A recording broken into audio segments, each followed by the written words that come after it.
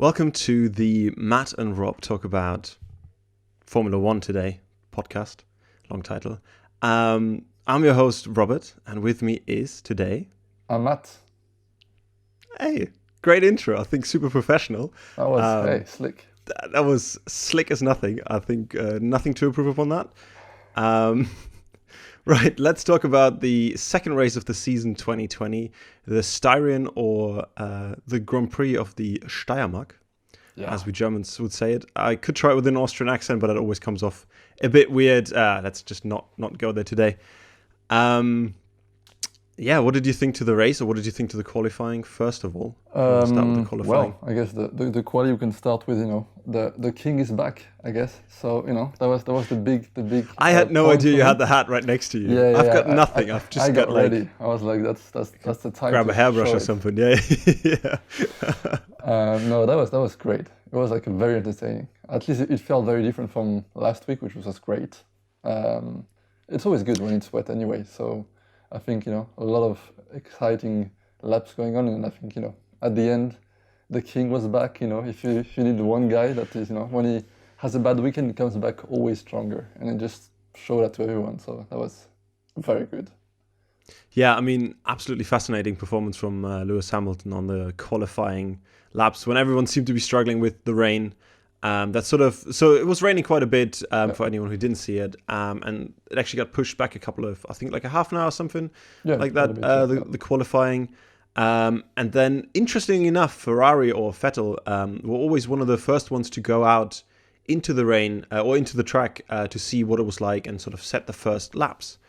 And I think the strategy worked fairly well for them, but they just had no chance at all to compete with Mercedes or a couple of other teams, and especially no chance to compete with like the performance that Hamilton put down. I think his last lap was like almost a second faster than anyone else. It was 1.2 seconds faster than Verstappen. 1.2 is what I had in memory as well. Which is just absolutely insane. Like, they're all in really good competitive cars. I mean, the first three teams anyway. And the rain is usually what people call the big equalizer, where even the teams that aren't so fast have a good chance to, if you have a good driver and you can sort of feel the car very well, the good chance to go a bit further than they usually would be able to, because it's not all about power, because you can't put that much power down.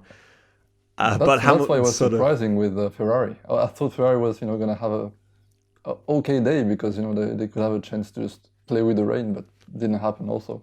But I guess we'll come back on Ferrari after. But it was a I don't know if for sure. Talking about Ferrari is one of those things. It's like, I don't know, kicking someone while they're down. It's kind of hard, but you sort of, I guess you need to talk about them. I think we have to mention also Sainz did a great job on third place. That was very good for McLaren, again performing very well. Second, third place in a row. That's very good. And that's also really nice. Ocon on fifth and Gasly on 7. I think it was great too for him. I think these three guys did a solid job for the car they had, and take opportunity of the rain. So that was my outtake of the quali, really. Yeah, to me it was very interesting, because the quali seemed. It's one of those things with qualifying that are in the wet, is that usually the laps get better towards the end, but this time they sort of didn't. So the last flying lap, or the last lap that everyone did, wasn't actually that much of an improvement. And I think that was sort of even the thing throughout Q2, in which Ferrari did not very well again. This time it was Leclerc who didn't manage to sort of make the cut into Q3, unfortunately. He was P11th and Vettel was P10. Yeah. So let's go into the race, I guess, now. Straight onto the race. Which the great thing with having a qualifying that was in the wet is that the race, nobody in the race has an idea of what tires they're going to be on, or what the other teams are going to be on, because usually what you use to qualify in Q2 with defines what tires you have for the race, other than the teams that sort of drop out. So anyone from place 11 has free tire choice anyway. This time everyone had free tire choice, and almost everyone went for the soft tires, the red tires. which I think was I kind of expected. I think nobody wanted to leave any performance sort of on the table or on the. I think it was only Ricciardo on the top 10 that had medium tires. Yeah. So yeah. And then I had to mention something for the race. Like the beginning of the race, we had like the grid ceremony with like the end racism T-shirts and stuff, and then for some reason they cut away from that to show like people skydiving, which was interestingly like very strange. A choice from like the I saw that director. Because they usually stand twice, right? They stand like this. They have like this weird thing where they all stand in like two lines behind each other, and then they stand again in like a circle, right? Mm-hmm. Yeah. Yeah. But they showed like half of it. It was really weird to just cut away from that, and I thought it was interesting. I mean, it was cool to see people skydiving, but if there's such an important message that is being displayed at the same time, maybe you choose sort of the important message. And it's not even like the problem is like with football and I think Premier League and quite a few other sports, they have like this very much like it looks like a united like sports. You know, they're all leaning down and they hold like the same message. And in Formula One, we're still not there yet. And I don't know. I think like the thing of like I don't want to kneel down. I think it's a bit like just it doesn't show unity. I mean, it's like someone kneeling down, someone not. You know, we don't show the footage. We show it. It's like what is really is like they show the message, but is it like really believed deeply by everyone? It's I mean that is maybe like a deep dive into that topic is for another podcast. It's kind of a heavy subject to bring into F1, but personally I feel like it's a good thing that F1 is for sure like has a message and is trying something. I just don't know necessarily if they're doing anything tangible, anything beyond the t-shirts and like the message. I mean, it's good to bring it to people's attention, but it's also, I think it's better to like try and actually do something and improve upon something. Oh yeah, for sure. But I think just a united front would be a bit better for the image. But apart from that, I think that's an easy start. If they do something like actually like behind it and behind just saying it, and they actually make some change inside from them, that would be great. So that was just a little point I had to mention. No, that's fair enough. Yeah, it didn't necessarily occur to me so much because it was kind of taken away by the skydivers, because it was interesting to see that, and it looked, almost looked like it was out of a Mission Impossible film or something like that, where Tom Cruise is on a. True. But and that has its place, and that usually is really good when there's a big crowd and it's sort of adds a little bit of something. But if you're at the same time trying to display like a really important message, maybe just leave the skydivers out. Like just don't have that sort of just for this one, just right. Maybe, I don't know. And it was interesting to me as well. It was the second Grand Prix at the same track, but Formula One called it something different. And all the commentators that I heard was like, first time at this Grand Prix, I was like, last time probably. So that was right. But also last week was the same track, right? Were you guys not there? What? That was the first time in history, I think, that two championship races were the same track. So at least we witnessed it. So that was that's true. Kind of cool. That was very interesting. I guess we can go to the start of the race. I guess first lap we had some exciting adventures with the two red cars. What do you want to say about that? So for anyone who doesn't know, I'm a fan of Vettel. I don't know why. He's not done particularly well over the last couple of races, last couple of years even particularly. But I don't know. You pick someone to root for, and I usually root for Vettel a bit. The only positive thing of that crash was that it wasn't Vettel's fault. I'm pretty sure he didn't do anything wrong, from what I could tell. But also, I don't know if it's super interesting to see all the different perspectives. So I got to see the camera off Leclerc's car, which makes it look like there is a huge gap, and you're like, you sort of want to take that gap, but also it's lap one.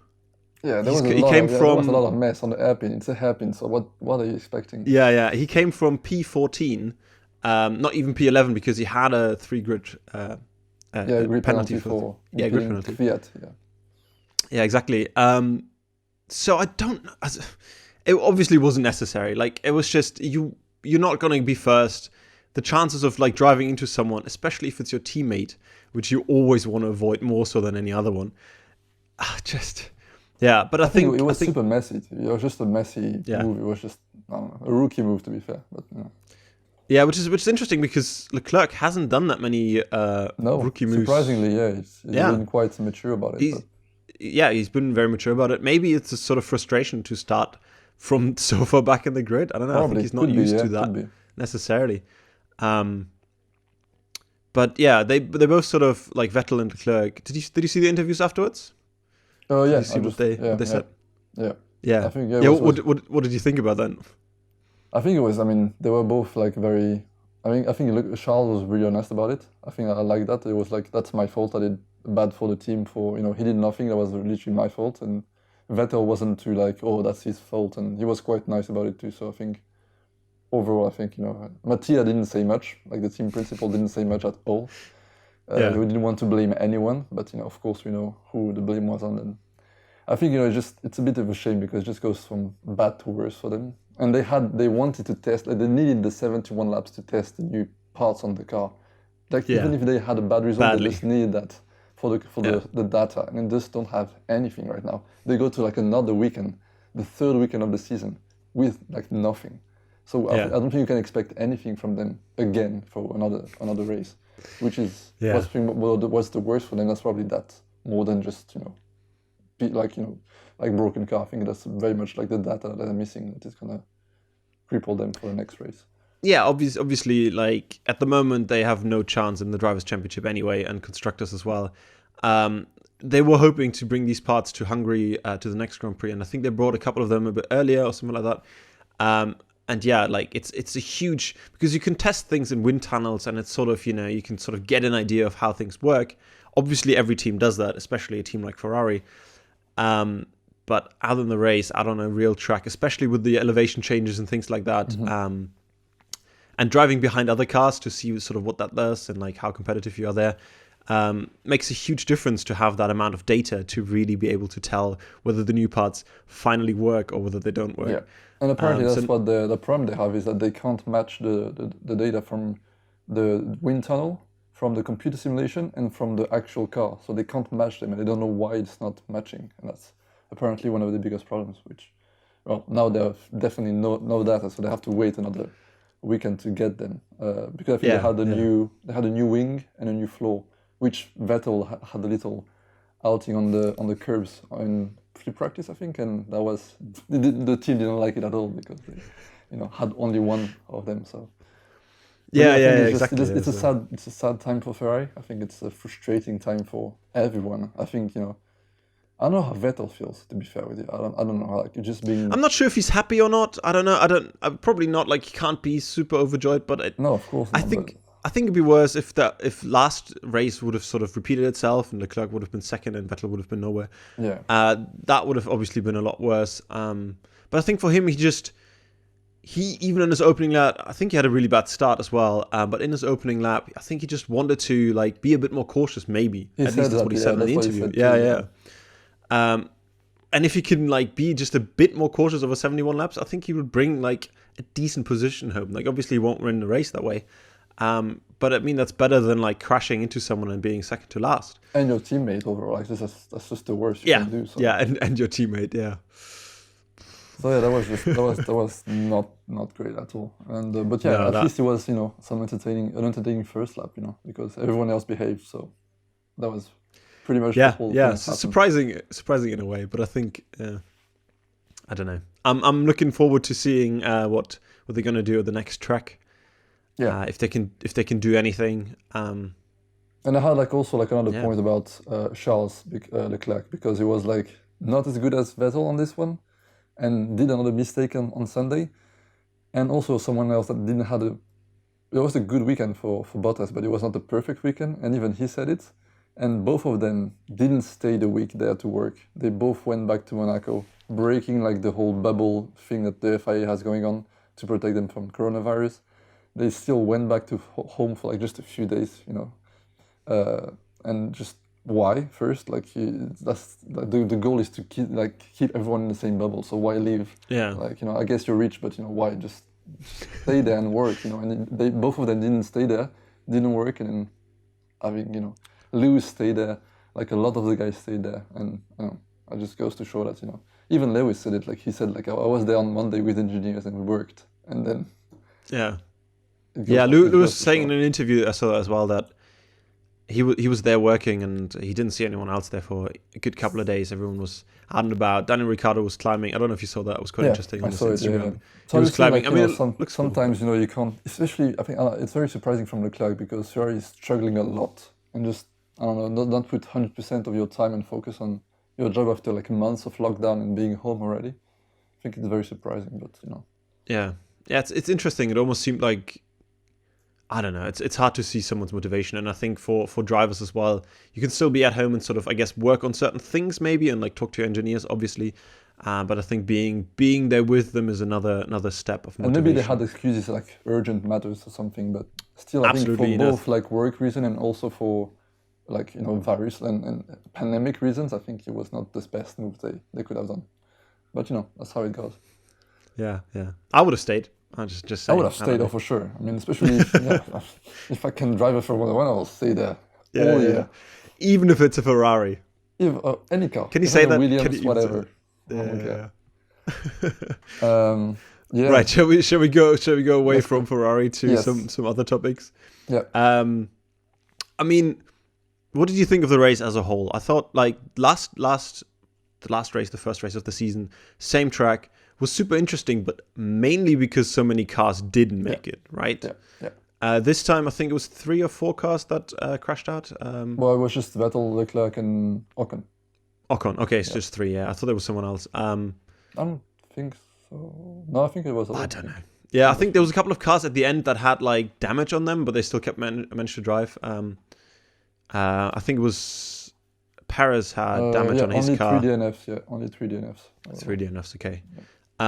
Which is interesting because the first race was so good because there was so many new restarts and so many opportunities for people to sort of overtake again and like have a bit of an advantage, put some new tires on and that kind of stuff, and sort of have a bit more to the strategy than a straight up race. Yeah. But this time around, that sort of wasn't the case. What did you think to the race as a whole?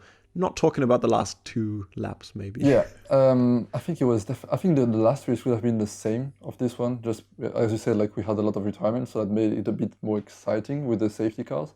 This one was definitely more, as some people say, boring because it didn't much like nothing really happened for like 65 laps or something. So yeah, I think that was the like everyone was on their pace, and when they overtook 1 or 2 cars, that was it. Like everyone stayed behind each other, and before the second stint, really, like nothing moved. And even then, I think it was we had to wait until the very end to have something happen. I think Renault was looking good at the beginning. I think for the first stint, they really looking very strong. Then what I didn't understand was Ocon was on a different tire strategy than Ricciardo, and somehow, like Ricciardo said, that he's slowing him down, even if he was on the slower tires, and they didn't ask for them to switch, and he had to fight for like 3 laps to just be able to pass him, and I don't really get that. I think it's like for once you're looking good, and it's not the same strategy. It's not like he's on the same tires. Last lap of the race, just battle it out. It was like a weird like wasting Ricciardo's tires for no reason.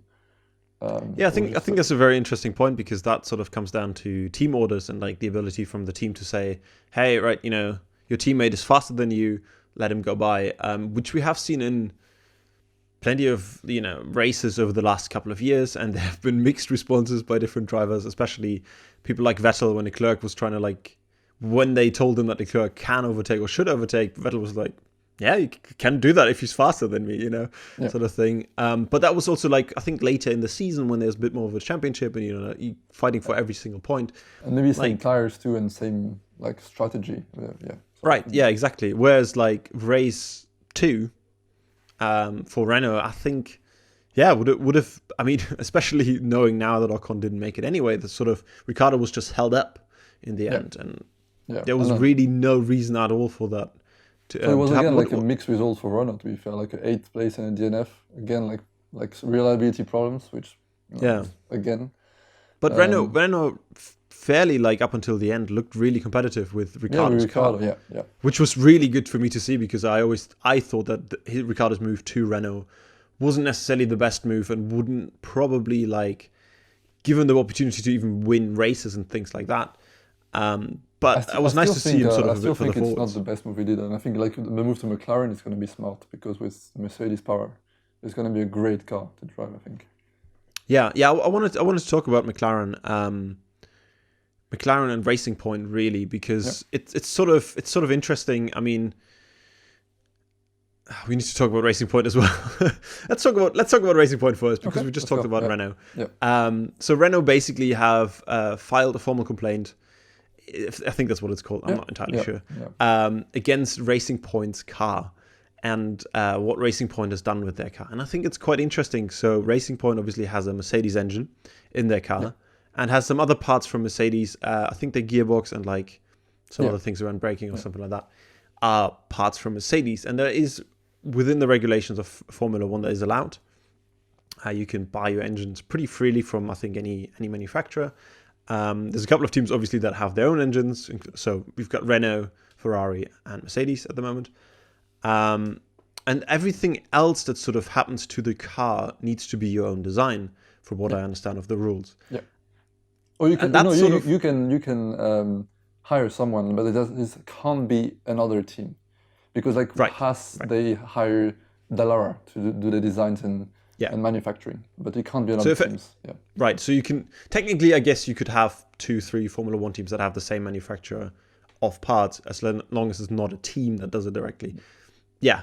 But basically, what Renault is saying is that because Racing Point's car is so close to last year's Mercedes, that sort of breaks the regulations. And Racing Point, I'm not sure if they were smart or not about that, because they've always openly said that they basically built last year's Mercedes. So I don't know. I feel like if Ferrari would have done something like that, they would have never told anyone. They would have been adamant that it's all their own design, even if it looks exactly the same, which is a different strategy to go about these kind of things. Especially with talking to the press. But yeah, what do you think about Renault sort of filing that complaint against? I think it's. I would have done the same, and I think I was surprised that no one other did. I think they have found something with some proof somewhere that can really put the file and because it was accepted as a legitimate complaint. So that shows that they have something, like at least a bit of proof to show that there is some. Fraud, I guess, on the design or something. I think Racing Point, I think they just tried to cheat their way into some performance before the new regulation and the new car in 2022. I think it was basically a move of we have money, but we have we're not Mercedes, so let's just take a lot of pictures of the Mercedes car, get plans if we can, and just build the same car. So we know we're gonna have a great car for the next 2 years, and then focus all our budget on engineers and development for the new regulations. And I think that's basically what they had in mind. Is it smart financially and maybe for when the new regulation comes? For sure, I think that was a great move, but also it's not very fair to other teams that actually worked a bit still on improving their cars. But they could have done the same thing, right? They could have, but I think it's not great for the sports either. I think everyone starts copying the best, and it's just.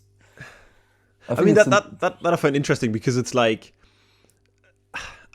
is it great for the sport or not? I'm not sure, right? Because I'm sort of torn between whether the sport should be everyone in the same car and then you can just see what the racers do, as a Formula or whether it's a team sport, right? Exactly, right? Like other formulas, or whether it's a team sport, and then you end up having the possibility like we have now, where Mercedes is so dominant and so in front of everyone else that it sort of gets almost boring if they do everything right. Budget cap, and I think a budget cap is definitely better than just the same car, just because there can still be some creativity and some interesting engineering behind it. I think this exact same car would be, I don't know if it would be as interesting, and also boring looking, I guess, because they would be all the same cars. You can have them different colors. I mean, still the different colors, but I think it's definitely very cheeky. I think from Racing Point, I think sure it's good because now we have another team performing very high in the midfield, but at the same time it's you feel a bit is it really fair? Is it especially because Racing Point is not the most lovable team, if some people could say that. Yeah, I don't know why, but it's definitely interesting how some people feel it's maybe not the most legitimate team, and I don't know, the driver not the most maybe loved too. I guess some would say, And I think it showed again. It's just talking about the drivers. I think Perez did solid, and I think had a great race on this one. Yeah, definitely. Yeah. I think he's great. He's a great driver. I think he brings a lot of money, so that's why he's definitely like solid in his seat, and he won't be moved for the next couple of years. Yeah. And Stroll, I think it's, I don't know. It's still like a 50-50 on Stroll. I think sometimes he's great, sometimes he's not. I think this one was very much a 50-50. But on the complaint from Renault, I would just say, sure. I think why not complain about it? I think it's like, especially Renault, I think that they are struggling. So I think they definitely. That's what a lot of people have said, is that because they were quicker than Renault is like, what? Yeah, what are they doing? Like, I think they maybe if there was an issue, obviously. Like, you know. Yeah, exactly. But that was down to Renault's, I think, engineering, and that there was an issue with the cars, both but cars. But that's how it is. I think like Red Bull complained about the DAS for Mercedes. I think there's always going to be some kind of, complain about. And the DAS. You go to the referee. Like if something happens, you go to the referee anyway. So it's like, It's not quite as bad as it is in football sometimes, where you try and complain about it most things. But I think it's fair to complain. I think let's see. Maybe nothing comes up and great, or if something comes up, then if no one had complained about Ferrari, like maybe nothing would have happened for the engine. So then we would have a competitive Ferrari. Maybe, I don't know. I'm just saying. So I think it's like from a personal standpoint, that would make me more happy. But obviously, from the regulations, that's not right. So let's go and see what the FIA. If Renault has any other proof that the FIA hasn't seen, maybe the FIA will make a decision on that. But I found it interesting because McLaren, I think, has said that they don't see anything wrong with that, and like the way they sort of done it. And McLaren, again, is one of those companies that have an engine. They currently have a Renault engine, I think. Yeah. And they actually, weirdly enough, managed to beat them this race. Managed to beat Racing Point with a Mercedes engine. And next year, McLaren is going to a Mercedes engine. So that's going to be interesting again to sort of see how that goes. And whether McLaren has said that everything's fine because maybe they're trying to do the same thing with this year's Mercedes. I'm not sure. We'll have to see. I think definitely, like, if nothing comes from that and Racing Point is allowed to sort of keep going with the way they've done it, I think it invites more teams to do the same thing. Yeah. Why wouldn't you, right? It's a super competitive car. It's cheaper to copy than to invent, for sure. So.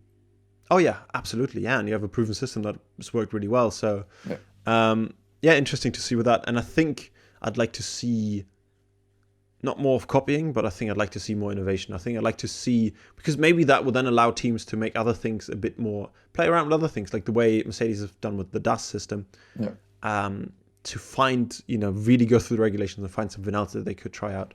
And I think that would make the sport a bit more interesting. Yeah, for sure. Yeah. Yeah. Shall we go on to the last couple of laps, which were absolutely phenomenal, in my opinion? I think, really cool. We can do that. I think I just had to mention also Albon, I think. Well, I think he's included in the last couple of laps, I guess. But I think before the last couple of laps, I think he didn't have the pace. He couldn't keep up at all with like the three in the front. I think Max is Max, so he just maximized the car as much as he could. Like I think he was driving the wheels out of the car. I think he was pushing it like crazy. Even when Bottas in the end overtook him, unfortunately, but even the first time Bottas overtook him, he came back at the Mercedes, which was absolutely incredible how he just sort of outdrove him effectively. And then unfortunately they're not quite there yet with their raw performance and stuff like that, and I think this track they didn't have the pace even with Max in the car. They couldn't keep up with the Mercedes. So sadly that was it. And I think it just showed that Albon is still, I think they're struggling. I think since Ricciardo they're struggling to find someone that has the same level as Max. But I think because Daniel was keeping up with Max, I think when they were in the race, both of them were like one behind each other. But since Daniel left, I think they have struggling with finding someone. Alex is good, I think, but P4. He was like 15. I think he was like 13 seconds. Like it was far away from them. Like he was. Yeah. He couldn't keep up at all, and he almost got passed at the end by Perez. So that just to show how the pace he has was not competitive even for fourth place almost. So. Yeah, exactly. I think they are looking for someone like Bottas. Well, what Bottas was last season more so, which was a very reliable, really good driver that can win races sometimes. But obviously, the Mercedes has a clear number one in Hamilton. Yeah. And I think Red Bull is sort of doing something similar with Verstappen and their second driver Albon at the moment. In that, but I'd like to see Albon improve. Like, he has an incredibly good car, and he has the ability to do that. So let's hope that he, he managed to keep his P4. But I think Norris did such an incredible job over the last 3 laps. I think. Oh my god! And the last couple of races. Anyway, last lap Lando. That's his new name. yeah. Which is insane. There's actually a video. I think we should link that underneath this. On the Formula One YouTube channel, where you can see his point of view in the last, I think it's two laps. 2 laps, yeah. Yeah, and that was kind of interesting to me because obviously from the outside, and you don't get to see that during the race, it just looks like he has an incredible performance, and has little bit of luck with Perez. Perez's car wasn't going so well, but he also overtakes the Racing Point from Stroll, and sort of gets past all of them. And, that in the last couple of laps where everything's like down to the wire, and you're probably at your, most, tiredest or whatever. You've spent a long time in a racing car already. But in the video, you sort of get to see that his race engineer, is constantly on the radio to him and is telling him sort of what to do. And I thought that was quite interesting. What do you think to that? Oh yeah, it was amazing. I think last race was the same. You could have there was a video of the same thing of like all the modes that he was switching and pushing buttons and just giving him like the whole car was pushed to the limit. And I think they did that again. And I think like this time it was even more he was in the right place at the right time. And he even said like he had still had some like rib issues, like rib pain. And he came up at the end of the race, but even with like pain and stuff, he still managed to like push the car and he was where he needed to be at the right time. I think that was it was a bit of luck because the move on the Stroll on Ricciardo was like debatable, so that helped him a lot. And then Perez, hit Albon, so that also helped him pass him, but which also could have been a repeat of last week for Albon. I was very scared for him. I was like. I know. I was so happy that Albon this time was fine when it came to that crash. But Norris is amazing. I think Norris is that's his new thing. I think it's like that's his new the last lap he goes all the way. I think if there's something to take out, I think he not this year at least, because last year races were not his kind of good day, but this year I think he's starting very, very well, and I think he is third in the championship. Like 8 points behind 4, so I think that's just amazing. That's just a great start. That is, that's incredible, especially for the team and McLaren and everything. Yeah, absolutely fantastic. I thought it was interesting, and maybe that's a longer debate, but the ability for the team to sort of tell a driver exactly what to do. We've talked about this last episode a little bit about how complicated a Formula One car is and how many buttons there are on the freaking steering wheel. Whereas, normal cars for people on the road, whatever you drive at home usually, not drive at home, drive on the road, sometimes have a lot of buttons, but the steering wheel on an F1 car is just absolutely insane, and the different modes you can go to, and you have your overtake buttons and other buttons that give you a bit of more electrical energy that these cars have due to their hybrid engines. I thought it was interesting that effectively both of them together sort of made that performance happen. Yeah, I think it's definitely a team sport, I think. When you see these kind of videos, you're like, it's more. That's why they're so happy when he wins or when he has a great result, because they're all together. They're all in together. I think it's because there's people. I think we can remember people that are listening to this, that there's people in the garage on the track, and there's also a whole team often at the factory behind the computers with a whole lot of data and analyzing every lap what's happening in the car, and then seeing what they can actually do, and if the engine is risky, is it risky to push more, or is it not? And I think there's maybe I don't know 100 or something people working every lap on the car, and I think that's definitely a great thing to hear and have more access to what they're happening in the radio. I think that's great stuff to show the fans. I think just show a bit more the behind the scenes of what is it actually like to drive an F1 car.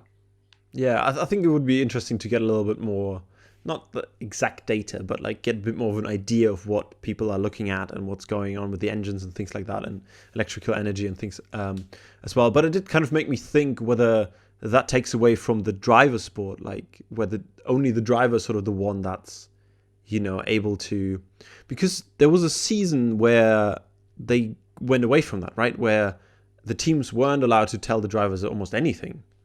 Yeah, I think it's still kind of. I think they reduced a lot still, because like back a few years ago, you could have said like a lot more. I think you could say exactly what you need to do, and like a lot more information. I think that now, I think they restricted quite a bit about like I think maybe I don't remember what exactly they can't say, but there's quite a few things they can't say anymore.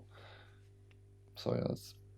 But because I think it got to a point almost where what I was trying to hint at is that it can be too much. It's like, oh yeah, for sure. There's still someone in the car, but effectively it's being controlled from the outside. That's sort of not what we want. And you see a lot of the great drivers that sometimes don't want anyone in their ears. I think in the quali it was amazing when Lewis said, "Leave me to it, Bono," and it just was like, it was like, "Let's leave me alone. I know what I'm doing. Just leave me alone. Don't speak, and I'm gonna perform really well." And he did exactly that. Yeah. And sometimes they know like when they want someone speaking to them, and then sometimes they know like they don't want anyone because they're just racing and driving. So it also shows that if you're that talented, sometimes you can even it's better for you to have no one in your ears. And when it comes to the key moments, you actually need your partner, like your race engineer, to be with you and help you. So that was and give you a bit more information. Absolutely. And I'd love to see more of the things that people that are involved behind the scenes and not just the drivers and things like that. I mean, I thought all in all it was a pretty interesting, incredible race. Yeah, and I'm definitely looking forward to the next one next week, which is amazing. It's race week already. Love it. It's a race week again, so that's exactly amazing. That's what Hamilton was saying as well. He'd love to have a race every week. I think just keep him coming. Just keep going.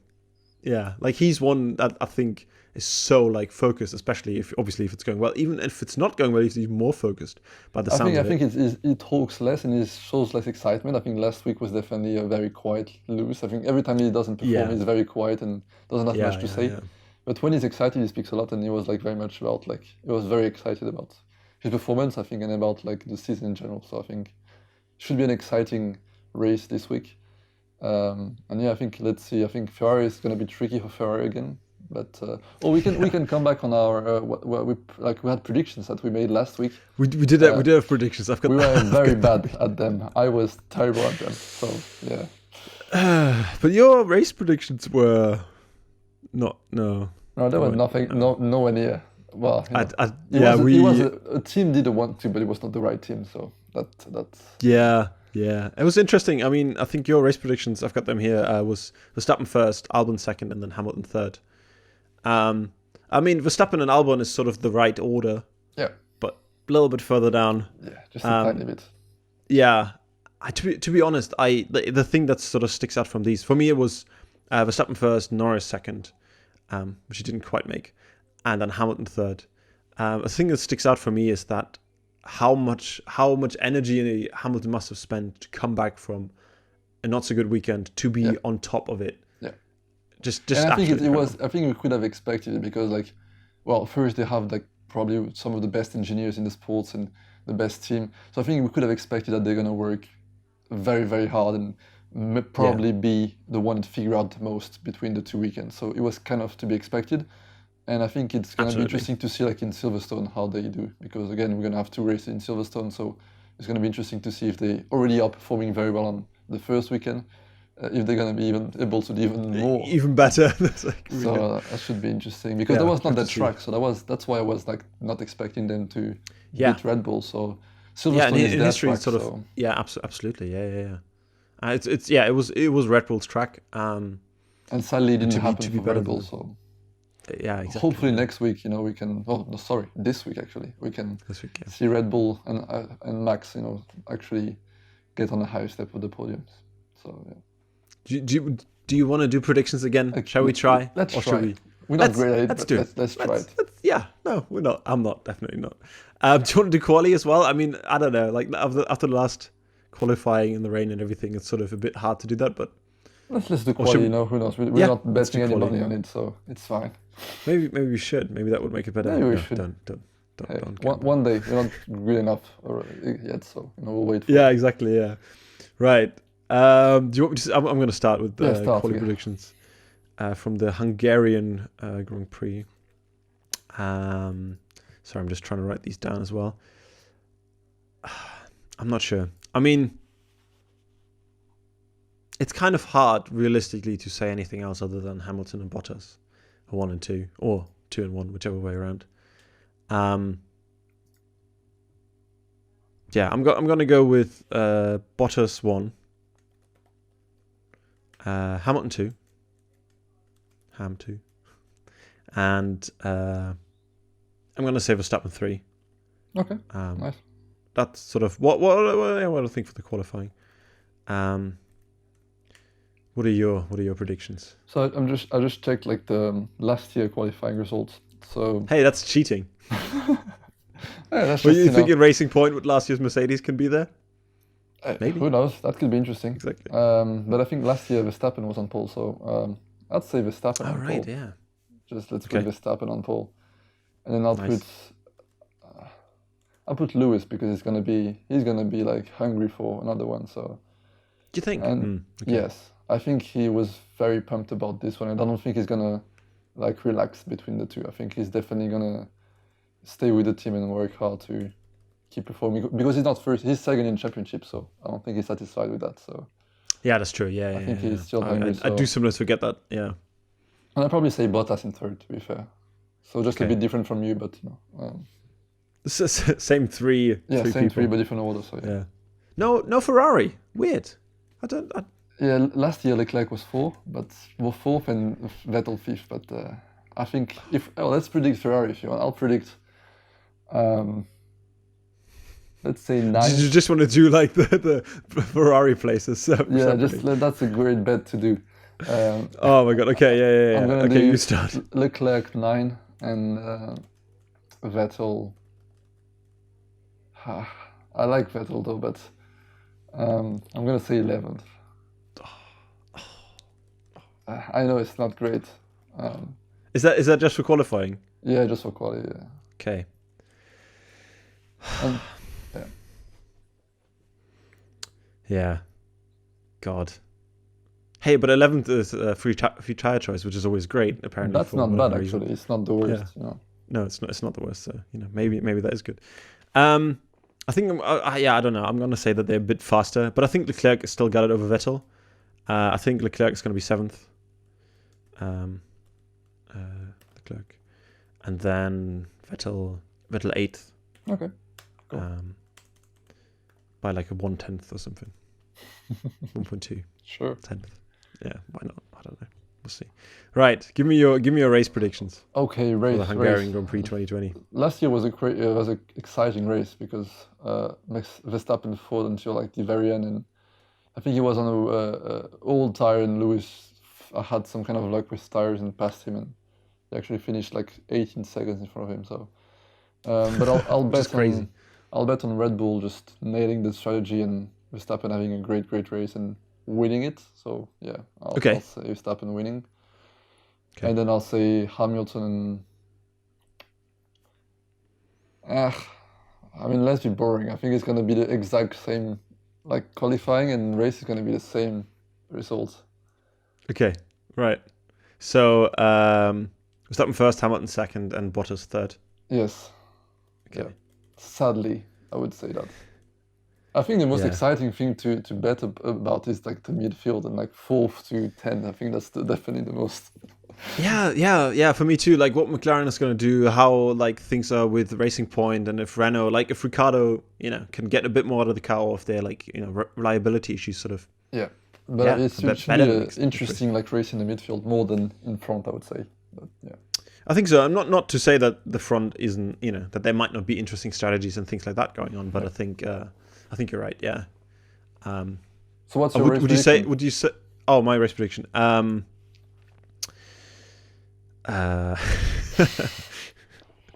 easy. Yeah, I kind of want to do the same thing as you, but I think even if Bottas out-qualifies Hamilton, I think Hamilton will still win. I'm going to go Hamilton 1. Verstappen 2. You don't believe in the flying fin. Bottas third. He's too chill, man. He's too relaxed in his interviews and things like that. I don't know. We'll see. I don't know. I think it's. I think he's obviously an incredible driver. Yeah. I think if no crashes happen, I won't bet on not being exciting, but I think it's going to be not the most entertaining in front, but hopefully McLaren, I think the Renault, first and 4, like including Albon, I think if Albon yeah. continues with the solid performance, I think he'd probably be 4th for me. Yeah, for me too, yeah. Do you want to give me your Ferrari predictions? We should just do Ferrari predictions. I think that's way more interesting than the first 3. That's wild bets to have nowadays. Yeah, exactly. Yeah. Oh, Ferrari prediction. They start 9-11, I said, so I think it's gonna be. It's gonna be tricky for them, I think. But I think they have a bit more race pace than they have qualifying pace, in my opinion. Yeah, but I would say maybe 7th and 9th or something like. So Leclerc 7. Yeah, bottom of the. I still think like somehow the midfield has, figured it out a bit better. Yeah, in their sort of McLaren and Racing Point and things like that, and like Renault. I don't see them dropping that much, though, to be fair. Even if Ferrari has some kind of pace, I think they still have. They are I think definitely Racing Point has more straight line speed, so that's gonna be tricky for them. Like the power, the power unit is not great. So even if it's not like, well, when we get to Monza, I hope they have figured out something. Otherwise, it's gonna be a disaster for Ferrari. Ferrari powered cars, to be fair with you, but not gonna be like last year for sure. No. But I think it's gonna be like hopefully points for both of the cars. That's what I would say. Yeah, that'd be nice. I'd like to see both of them not in an accident or in a collision. That'd be great. Yeah, that'd be great. Vettel, just keep you cool, like you tried to do this race. I think. Yeah, just chill.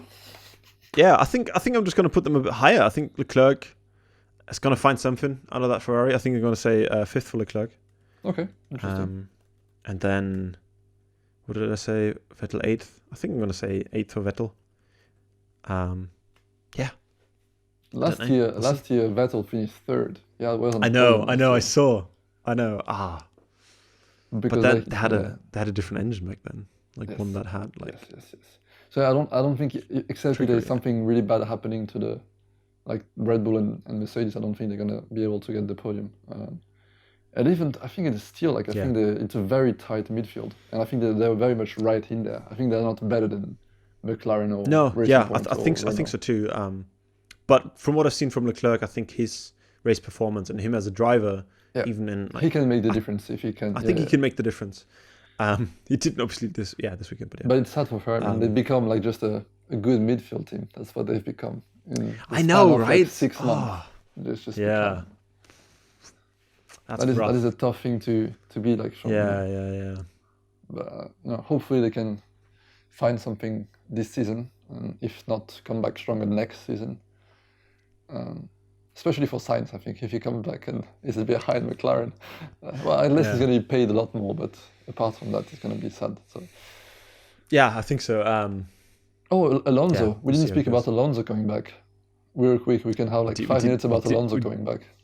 Yeah, go for it. I don't know. I don't really have like an opinion. I feel like it's. I feel like when he left, he didn't have the most satisfying ending to his career, like not leaving on a high or anything like this. So for him to come back to Renault is obviously the team that he would want to go back to. Yeah. But yeah, I don't know how I feel. How do you feel about it? I really like Fernando. I think he's a great driver. I always like Fernando. I think I was more excited to see him race in Indy and Le Mans and all the other series that he was in the car and all this very exciting stuff that he was doing, than really seeing coming back to a Formula One, to be fair with you. I think also in the point of view of like if you are like a Renault junior driver, I think you could be very frustrated about Renault's move. I think there was a free seat, and someone like Guan Yu Zhou that was in F2 and was starting, to be like showing some good results.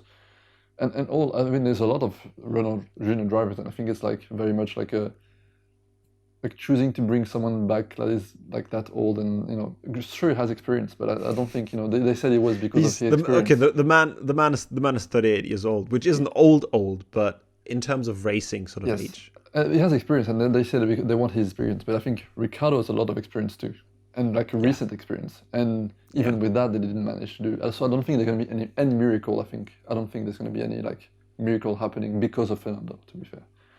But I think my main point is like junior teams. I think junior drivers, I think that's not really fair on them. Because I guess they're stuck for at least, maybe, I don't think it's going to, I think it's going to be maybe a 1 or 2 year contract. So they're stuck at least for 1 or 2 years with like, what do I do? I think if I was Renault, the team principal or whatever, I think the decision isn't necessarily a bad one. Obviously, it is not great for like, anyone from Formula 2 trying to like get into Formula 1 and things like that. And like for the future, maybe that's also not great if you wanted to have someone in your team that you can build up and then will then be really good and win races. But I think from the experience, maybe they're hoping that to develop the new car for 2022, maybe that will give them an advantage to have someone that's experienced, who's sort of done certain things who's a little bit more experienced than Ricciardo, obviously. But I think you just have to wait and see. Again, like he has a lot of experience, but I mean, the last time you won the championship was a long time ago. You know what I mean? So I actually don't know when that was. I'll have to look that up. I forgot. I think someone said like maybe like I don't know 10 years ago or something. I can't remember, to be fair with you.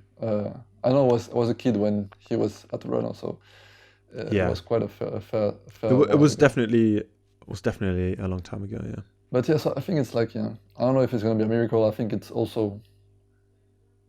not a great thing to start doing, like bringing like retired drivers back to the sport. I think it's the best move. Just because I think it's better to see fresh new faces and like build the sport for the future. I think sure, for Fernando, I think he's going to be excited. Come back to F1. Why not? Great. Definitely exciting. Have another crack at it. Yeah. And I think I'm not that surprised, to be fair, from the team principal from Renault. I think that's the last. Since they came back, I think they didn't perform very well, and the decisions I don't think have been the best for the team. So. I really hope it's. So you're saying another not so great decision was to be expected?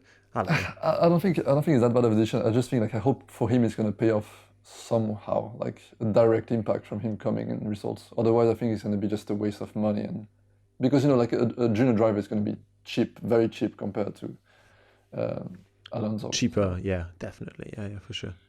So hopefully it pays off somehow. But it's great to see him back. I think he's a cool guy, so sure, why not? Yeah, I think in that sense, and I think maybe even from a weirdly enough from like a Formula 1 perspective, from like fans and things like that, fans maybe even returning to the sport to seeing like, oh, he's sort of somebody that I used to watch is back now. Oh, maybe I'll watch again, kind of thing. And then they get to know the new drivers and that kind of thing. Because when Schumacher did a similar thing, or came back to Mercedes, I thought that was kind of interesting and got me a little bit more interested. Didn't perform well though. It was not his. It wasn't a great comeback. He didn't. No, but I sometimes wonder if part of their recent success is because they had experienced drivers trying to like figure things out for them, or like trying to like Could be. So I don't know. We shall see. We'll have to see. Exactly. Yeah, I'm super excited for the next race in a couple of days actually only. And then we'll be back with another podcast. Yeah. Of me and you. It's very much like we keep it coming. It's every week. Exactly. Yeah. We do one, so that's great. Yeah. Cool. Great. Thanks for chatting to me. Thanks for answering all my questions. Thanks for listening, everyone. And exactly. Thanks for watching. Thanks for listening. And we'll see you guys soon. Take care. Bye bye.